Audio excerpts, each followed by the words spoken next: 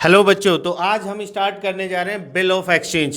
तो आइए bill of exchange start करने से पहले हम सीखते हैं बिल ऑफ एक्सचेंज का कॉन्सेप्ट। तो सबसे पहले ना बच्चों हमें सीखना है कि देखिए एक्सचेंज का मीनिंग क्या होता है। देखो एक्सचेंज का मीनिंग क्या होता है। एक्सचेंज मतलब समझिए, अगर मैंने इनको दिया डस्टर, ये मान के चलिए ये पैसे हैं।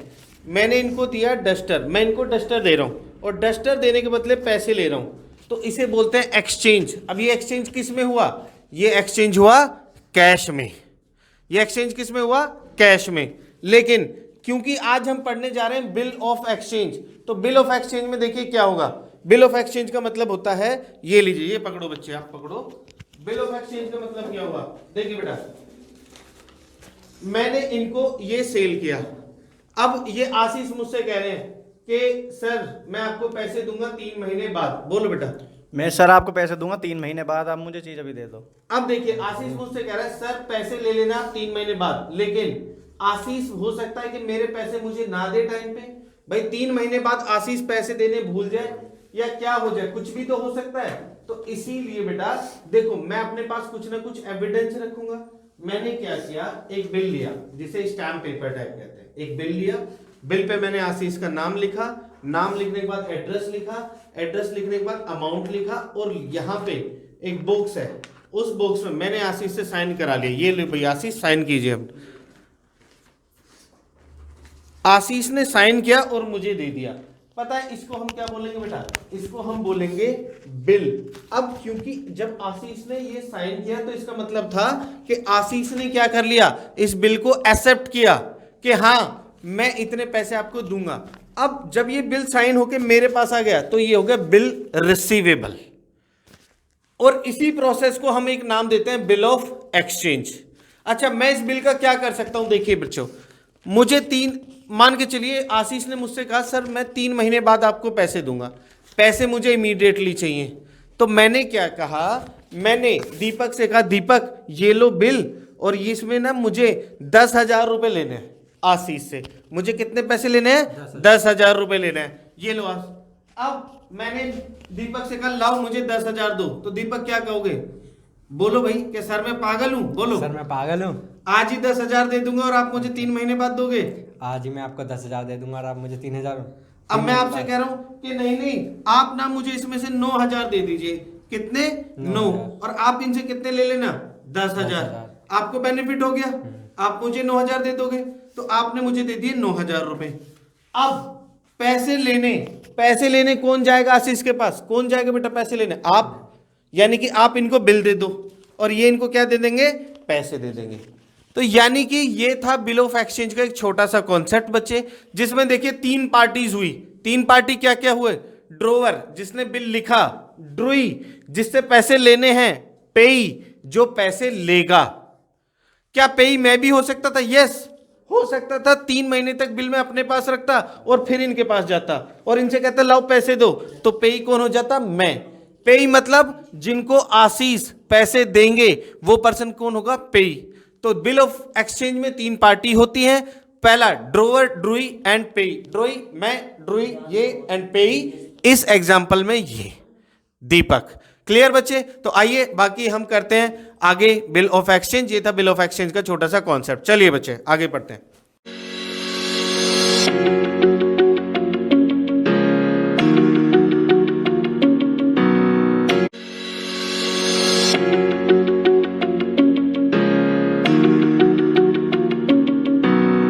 हमारी क्लास में बिल ऑफ एक्सचेंज।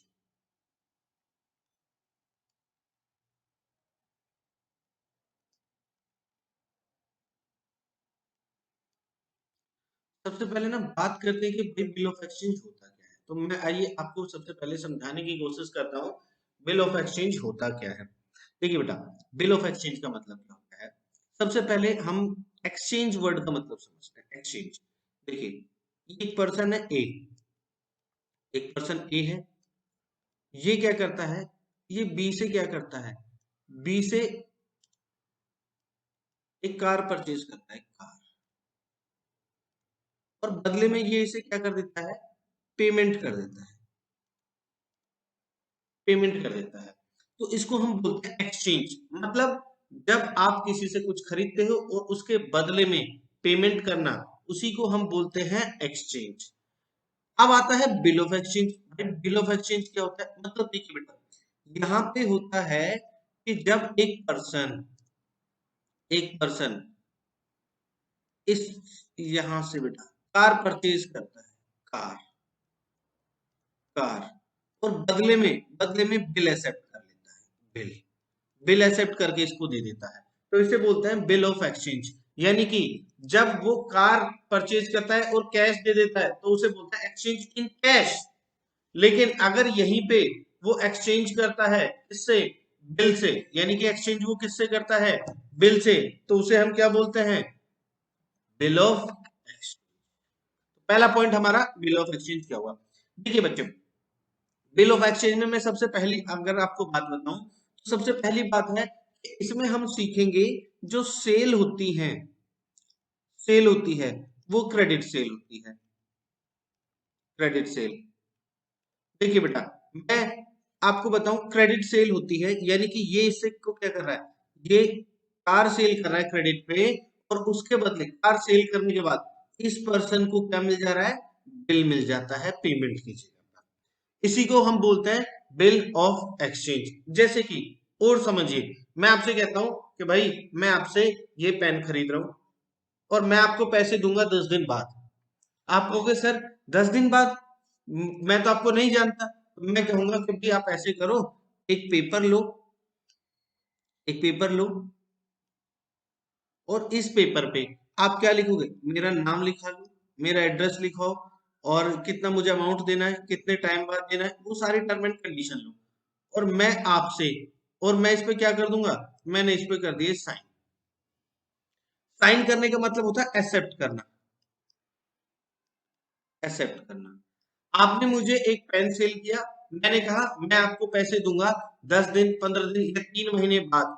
तो आपने सोचा कि भाई कल को सर ने पैसे नहीं दिए, तो आपके पास कुछ तो एविडेंस तो होना चाहिए भाई कि हाँ मुझे सर से पैसे लेने हैं। आपके पास एक एविडेंस होना चाहिए। कल को मान के चलो मैंने बोल दिया कि नहीं भाई मैंने तो नहीं परचेज किया पेन, आप मेरे पे तो केस फाइल भी नहीं कर सकते।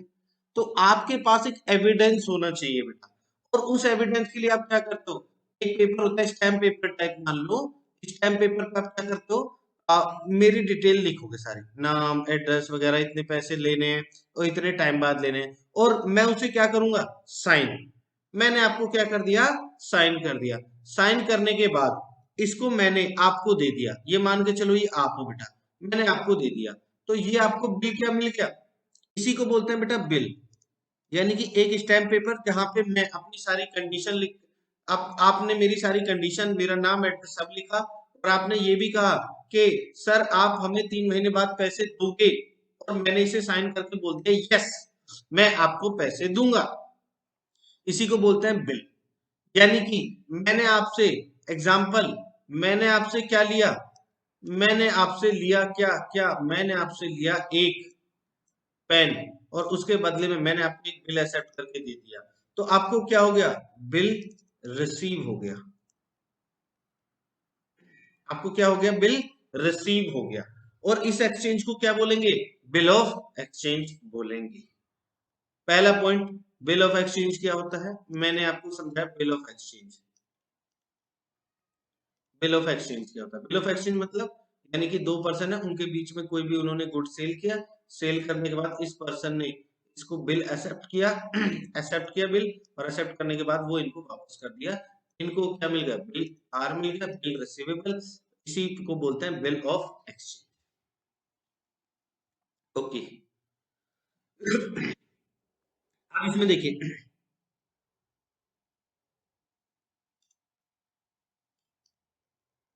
पार्टीज इन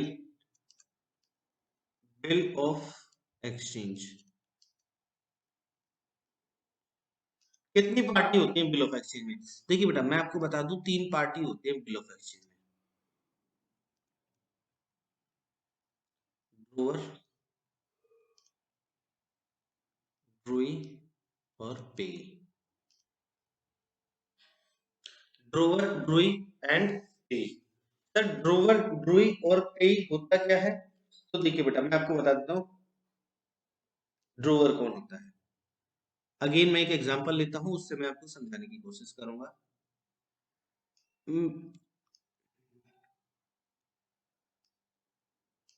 ये देखिए बेटा, ये मान के चलिए ये मैं हूं, मी, ये आप हो। अब सुनो बेटा, मैंने आपको सेल की, मैंने आपको सेल किया पेन, मैंने आपको पेन सेल किया। आपने कहा सर मैं ये पैसे दूंगा 3 महीने बाद। मैंने कहा ओके, रुको तो। मैंने कहा आपका नाम, आपने कहा सर मेरा नाम है ए। मैंने कहा ओके। एड्रेस, आपने एड्रेस बताया। मैंने कहा कि फिर आपको इसके 1,000 रुपए देने हैं, ठीक है, 3 महीने बाद देने हैं। और मैंने कहा कि भाई ये बिल लो और इस पे साइन कर दो। ये लो बेटा, आपने क्या कर दिया, इस पे साइन कर दिया।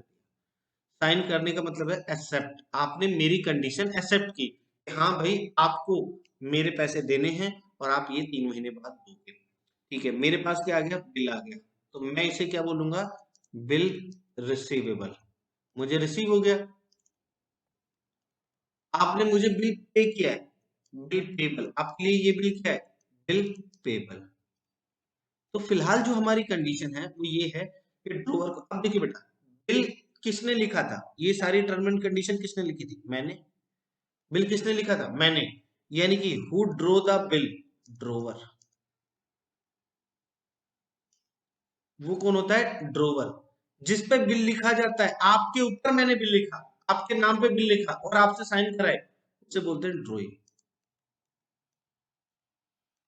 ड्रोइंग उसे क्या बोलते हैं, ड्रोइंग बोलते हैं। ओके, अब नेक्स्ट पे कौन होता है सर, देखिए बेटा, पे, पे मैं भी हो सकता हूं। पे कौन होता है, जिसको आप पे करोगे, जिसे आप पे करोगे। सर हम तो आपको पे करेंगे, नहीं, जरूरी नहीं है आप मुझे ही पे करो। बेटा हो सकता है आप मुझे पैसे देने वाले हो 3 महीने बाद, तो हो सकता है मैंने ये बिल किसी एक पर्सन है डी, डी, या मान के चलो ये है बैंक, मैं इसे बैंक मान लेता हूँ, बैंक, बैंक। मैंने कहा कि भैया बैंक आप ऐसे करो, देखो ये मेरा एक बिल है, मेरे पास 1,000 रुपए का, ये मुझे यू, यानी आपका नाम है यू, मुझे यू से 1,000 मिलेंगे 3 महीने बाद। आप मुझे 1,000 रुपए दे दो और आप यू से ले लेना 3 महीने बाद। बैंक कहेगा मैं पागल हूं, मैं पागल दिख रहा हूं क्या भाई। बैंक कहेगा कि मैं आज आपको दे दूं 3,000, सॉरी 1,000 रुपए, और मुझे यू देगा 3 महीने बाद 1,000 रुपए। मुझे क्या बेनिफिट है। मैंने कहा ओके, रुको। मैंने बैंक से कहा आप मुझे 1,000 मत दो, आप मुझे दे दो 900 रुपए, और आप यू से ले लेना 1,000 रुपए। बैंक कहेगा भाई ठीक है, 3 महीने में 100 रुपए का बेनिफिट। बैंक ने मुझे दे दिए 900, और मैंने बिल किसको दे दिया, बैंक को दे दिया। अब पैसे आपसे लेने कौन आएगा, बैंक। बेटा आपको एक्चुअल में जब आपने बिल रिसीव कर लिया, तो आपको पैसे मुझे नहीं देने, आपको पैसे उस पर्सन को देने हैं जो भी उस बिल को आपके सामने लेकर आएगा। आपको उस पर्सन को देने हैं पैसे। तो यानी कि जिसे भी आप पैसे दोगे उस पर्सन को बोलेंगे पे, यानी कि जो भी पैसे लेगा उसे बोलेंगे क्या, पे। अब वो मैं भी हो सकता हूँ, मान लो मुझे, मैंने तो बैंक से नहीं लिए पैसे, तो वो मैं भी हो सकता हूँ। अच्छा सुनो बेटा, अब मैंने बैंक को 1,000 का बिल दिया, 900 रुपए लिए, तो इसको एक और नाम देते हैं डिस्काउंटिंग। वैसे तो हम ये आगे भी पढ़ेंगे डिस्काउंटिंग क्या होता है, लेकिन मैं फिर भी यहीं पे बता देता हूँ। तो यानी कि 3 पार्टीज होते हैं बेटा बिल ऑफ एक्सचेंज में, ड्रोवर, ड्रूई एंड पे। ड्रोवर यानी कि जो बिल लिखता है, ड्रूई जिसके ऊपर लिखा जाता है, पे जो पैसे लेता है। ये 3 पार्टी होती है बिल ऑफ एक्सचेंज में। ओके, चलिए सर इसका कॉन्सेप्ट क्या है। बेटा मैंने अभी तो आपको समझाया पूरा पूरा कॉन्सेप्ट, इसका कॉन्सेप्ट क्या होता है। देखिए बेटा, मैंने आपको बताया ये एक पर्सन है, एक पर्सन है बेटा ए, ये एक पर्सन है कौन बेटा, बी, एक पर्सन है बी। ए बी को सेल करता है, जब ए सेल करता है तो मतलब बी परचेज कर रहा है। बेटा देखिए मैं आपसे कह रहा हूं कि मैं आपको सेल कर रहा हूं, मैं आपको सेल कर रहा हूं, आप क्या कर रहे हो, परचेज कर रहे हो। ठीक है सर, फिर मैं आपके ऊपर एक बिल लिखूंगा, आप उस बिल को साइन करके दोगे, मुझे क्या रिसीव हो गया, बिल रिसीवेबल। आपके लिए ये क्या है, बिल्स पेबल। ओके, फिर जो भी टाइम होगा, मान लो 3 मंथ होगा, उसमें कुछ ग्रेस पीरियड ऐड कर देंगे, तो इस टाइम बाद में आपसे पैसे लेने होंगे, आप मुझे पैसे दे दोगे। ओके, तो सर एक बात बताइए, ये जो टाइम है ये कितना टाइम हो सकता है? देखिए बेटा, जो टाइम हो सकता है, जो टाइम होता है, आप मुझे दोगे 3 महीने बाद पैसे, तो उसे बोलते हैं बिल की maturity date. Bill mature, maturity date, bill maturity date. Bill maturity date का मतलब, सर साइन तो कर दिया, अब मैं आपसे पैसे लेने कब आऊंगा? देखिए बेटा, बिल मैच्योरिटी डेट अगर क्वेश्चन में स्पेसिफाइड है, मान लो क्वेश्चन ने दिया है 4 महीने, तो 4 महीने, 5 महीने तो 5 महीने, अच्छा प्लस उसमें कितने दिन ऐड कर देंगे? 3 डेज। सर ये क्या होता है? Grace period. Grace period, sir ये क्या होता है? भाई देखो, आप सुनो, मान के चलो मैंने आपको एक सामान सेल किया, मैंने आपको एक सामान सेल किया, और सामान सेल करने के बाद बेटा मैंने कहा, मैंने आपको कुछ सेल किया, और सेल करने के बाद मैंने कहा 4 महीने बाद पैसे लेके आ जाना। अब आप तो एकदम 4 महीने बाद एकदम आए, सर निकालो पैसे। अरे मैंने कहा अरे भाई 1-2 दिन तो दो मुझे। नहीं सर, मुझे पैसे आज ही चाहिए, नहीं तो मैं कोर्ट में जा रहा हूँ, आपके खिलाफ केस कर दूंगा, मेरे पास बिल भी है। मैंने कहा भाई 1-2 दिन तो दो, आप कोर्ट गए, कोर्ट ने कहा भाई ठीक है 2 दिन तो दो, सामने वाले बंदे को। तो इसीलिए दिए जाते हैं 3 दिन और, यानी जिस दिन डेट हो जाएगी ड्यू, उसमें 3 दिन और प्लस कर दो, तो उसमें हम क्या बोलते हैं बेटा? उसे हम बोलते हैं ग्रेस पीरियड। ओके, सर अगर क्वेश्चन साइलेंट क्वेश्चन में हमने कुछ लिखा ही नहीं कि कितने दिन का है, तो हम मान के चलते हैं 3 दिन plus 3 month plus 3 days. Sir days क्यों? अरे भूल गए बेटा, grace period, grace period. Okay okay okay okay okay, यानी कि बिल कब मैच्योर होता है? मैच्योर सबसे पहले हम फाइंड आउट करेंगे, हमने पढ़ा कि भाई बिल ऑफ एक्सचेंज क्या होता है, फिर हमने पार्टी पढ़ी, फिर हमने पढ़ा कि पैसे कब मिलते हैं, तो मैंने कहा जब वो मैच्योर हो जाता है। सर मैच्योर कब होता है? अगर बिल में लिखा है 4 महीने, तो 4 महीने बाद, 5 महीने तो 5 महीने बाद, प्लस 3 दिन ऐड करेंगे, कौन थे? Grace period. क्वेश्चन साइलेंट है तो सर 3 महीने मान लेंगे बिल की डेट, कि भाई बिल 3 महीने का है, और 3 दिन उसमें ग्रेस पीरियड ऐड कर देंगे। यहां तक बोलो बेटा, यहां तक समझो। और उसके बाद हम आगे करते हैं, यानी कि हम आगे क्या करते हैं? हम आगे करते हैं एक दो क्वेश्चन, एक दो क्वेश्चन कर लेते हैं, एग्जाम्पल करते हैं, एग्जाम्पल। मैंने कहा एग्जाम्पल ले लो, A sold goods to B ₹4 10,000 on 1st April 2000, find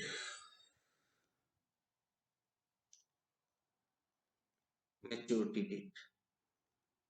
sir इसमें तो लिखा ही नहीं कि भाई ये कितने दिन के लिए, 3 महीने के लिए, 4 महीने के लिए, 5 महीने के लिए, या 6 महीने के लिए। ओके बेटा, मैं भी तो आपसे वही कह रहा हूँ।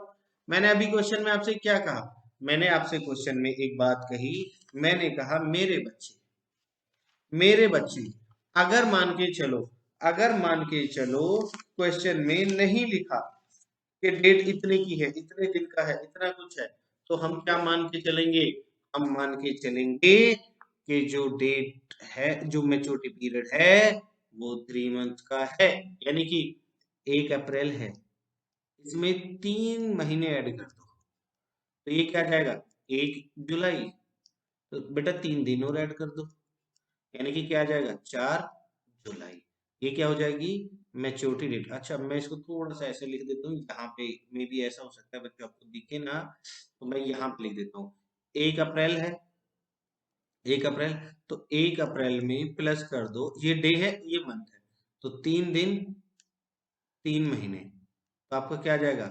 4th जुलाई, 4/7, यानी कि जो ड्यू डेट आ जाएगी वो क्या जाएगी? 4/7। एक और क्वेश्चन करते हैं इसी बात पे, चलिए बेटा।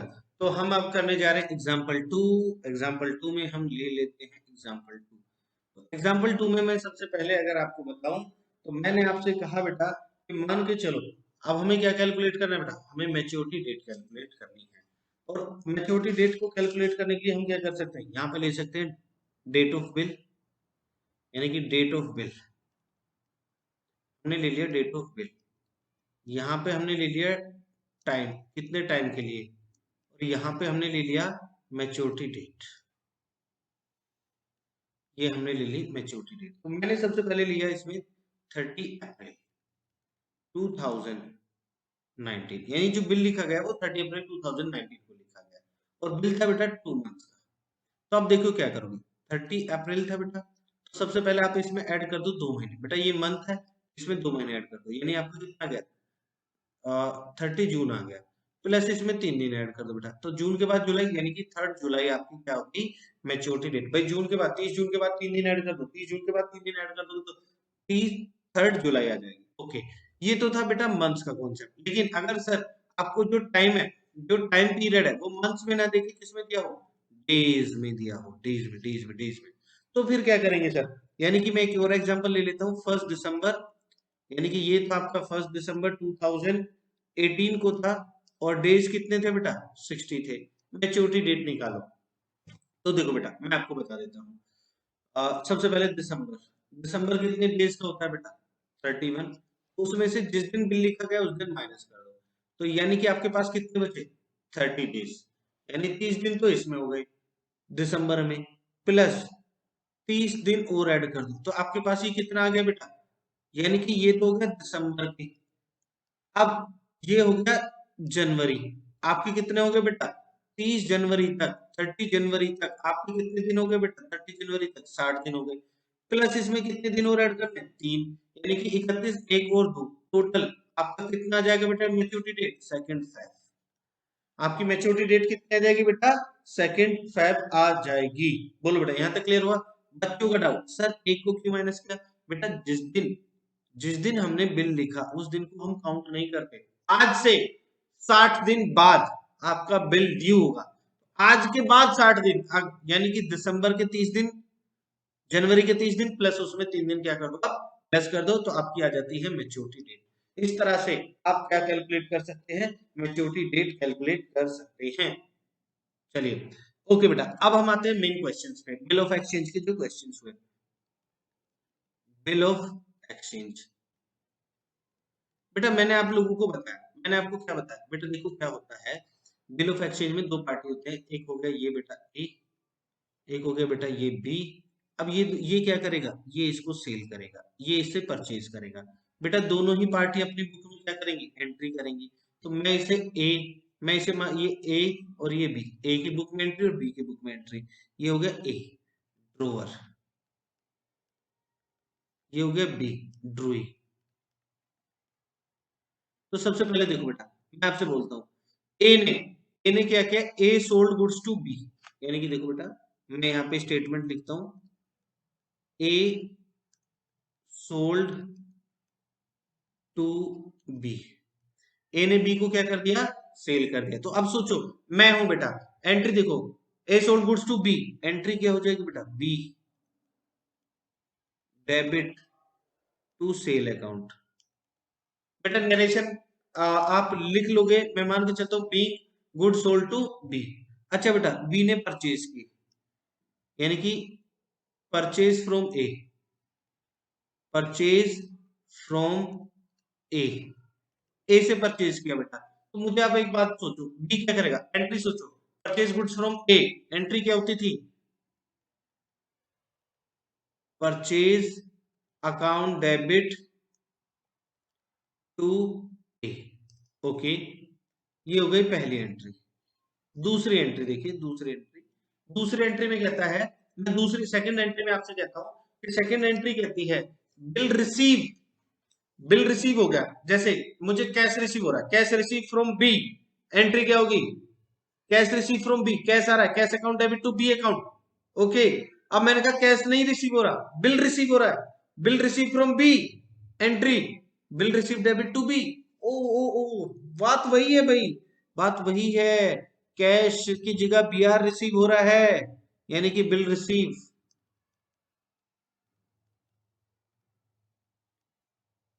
एंट्री क्या हो जाएगी, मैं शॉर्ट में लिख देता हूं, B R account bill receivable account debit to B, और ये क्या एंट्री कर देगा, ए टू बिल्स पेबल, यानी बीपी लिख दिया मैंने बेटा। ओके, अमाउंट शो कर देंगे यहाँ पे, अमाउंट शो कर देंगे यहाँ पे। Very very good. अच्छा बेटा, bill retain still due date, bill retain still due date. Sir ये क्या होता है? सुनो बेटा, मैंने बिल को अपने पास रखा 3 महीने बाद, और 3 महीने बाद आपके पास आया, ले लो भाई बिल, मुझे अपना बिल लो, पैसे दो।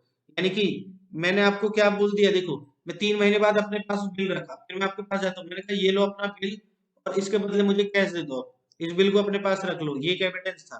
ठीक है सर, मैं तो कैसे ऐसे ही दे दूंगा, आपसे बिल लूंगा ही नहीं। नहीं बेटा, बिल ले लेना, नहीं तो मैं इस बिल के बदले आपसे दोबारा क्लेम कर दूंगा। ओके, मैं कह दूंगा नहीं भाई दिया ही नहीं, देखो मेरे पास तो बिल है। यानी कि आपको क्या करना है, कैश देना है और बिल लेना है। यानी मेरे पॉइंट से देखो बेटा, मेरे पास क्या आ जाएगा, कैश या बैंक अकाउंट डेबिट, और मेरे पास से क्या चले गया, बीआर चला गया। ओके, आपने जब किया होगा तो आपने क्या, बीआर बीपी आपके पास आ गया, कैश चला गया। Very very good. तो ये था बेटा केस फर्स्ट, ये था केस फर्स्ट। सर इस पे एक एग्जाम्पल हो जाए। चलो बेटा, आपने कहा और एग्जाम्पल ना हो, ऐसा तो हो ही नहीं सकता, एग्जाम्पल ले लेते हैं। A sold goods to B for rupees 10,000।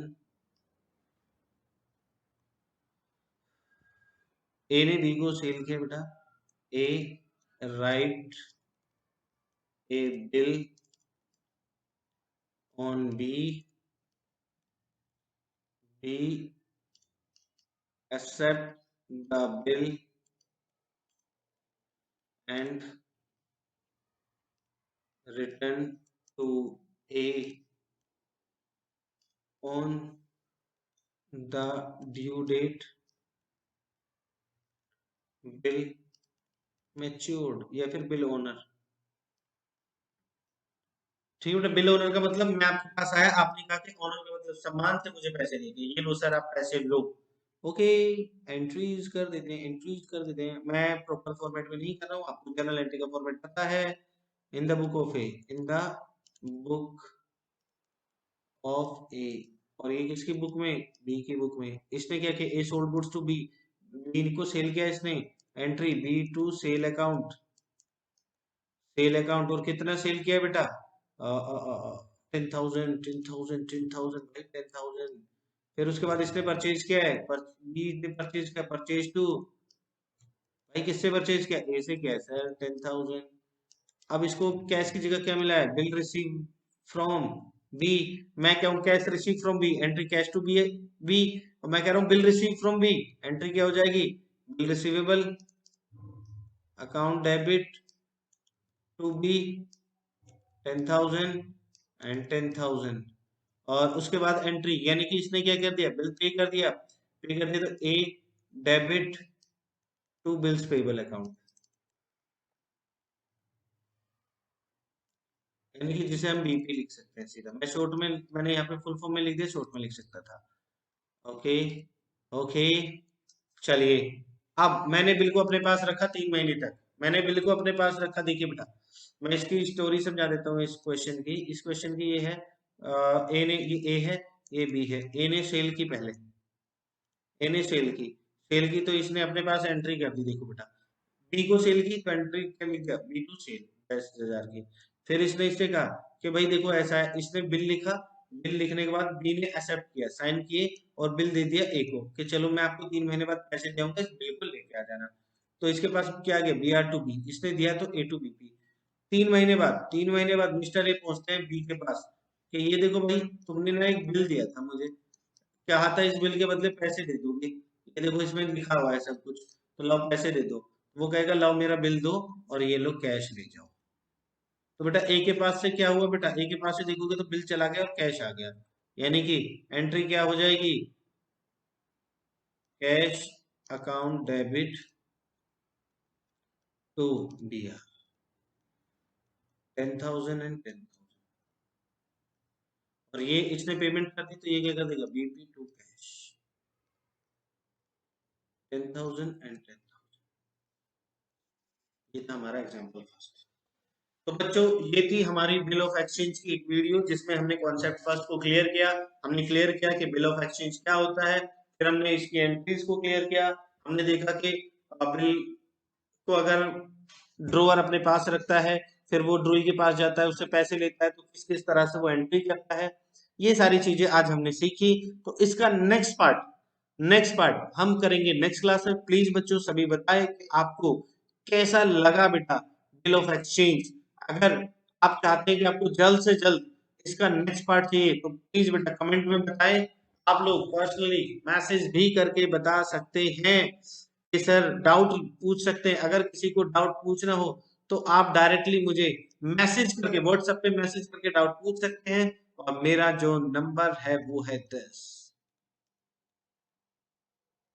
आप मुझे व्हाट्सएप पे अपने डाउट्स भी पूछ सकते हैं। अगर किसी बच्चे को लगता है कि उनको डाउट है तो वो अपने डाउट पूछ सकते हैं बेटा मुझसे, इस नंबर पे मैसेज करके आप अपने डाउट को क्लियर कर सकते हो। चलिए बेटा बाकी इसका जो नेक्स्ट पार्ट है वो हम लेके आएंगे आने वाली नेक्स्ट वीडियोस में। चलिए बेटा जब तक पढ़ते रहिए अच्छे से पढ़िए। Tata bye bye.